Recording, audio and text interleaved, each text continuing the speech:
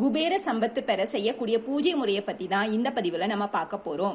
இந்த பூஜையை வியாழக்கிழமை அன்னைக்கு நைட்டு 8 மணிலேருந்து 9 மணிக்குள்ளே செய்யணும்.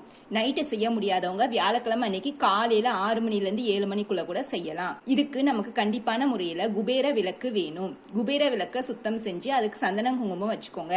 வீட்டில் குபேரரோட படம் இருந்துச்சுன்னா அந்த படத்தையும் தொடச்சி சந்தனம் குங்குமம் வச்சுக்கோங்க. இப்போ குபேர விளக்குல நல்லெண்ணெயை ஊற்றி பஞ்சுத்திரி போட்டு தீபம் ஏற்றிக்கோங்க. பச்சை குங்குமம் அப்படின்னு சொல்லிட்டு கிடைக்கும். அந்த குங்குமத்தை வாங்கி ஒரு சின்ன கிண்ணத்தை இந்த விளக்குக்கு முன்னாடி வச்சு இந்த பச்சை குங்குமத்தால் அர்ச்சனை பண்ணணும். அந்த மாதிரி அர்ச்சனை பண்ணும்போது ஓம் குபேராய நமக அப்படிங்கிற மந்திரத்தை சொல்லி 108 முறை செய்யணும். நம்மளால முடிஞ்ச ஏதாவது ஒரு நெய்வேத்தியத்தை சாமிக்கு வச்சுட்டு கற்பூர தீப தூப ஆராதனை காட்டி வழிபாட்டை நிறைவு செஞ்சுக்கிறணும். இந்த அர்ச்சனை பண்ண குங்குமத்தை நம்ம தினமும் நம்மளோட நெத்தியில வச்சுட்டு வந்தோம்னு சொன்னா குபேரரோட அருள் நமக்கு பரிபூர்ணமா கிடைக்கும்.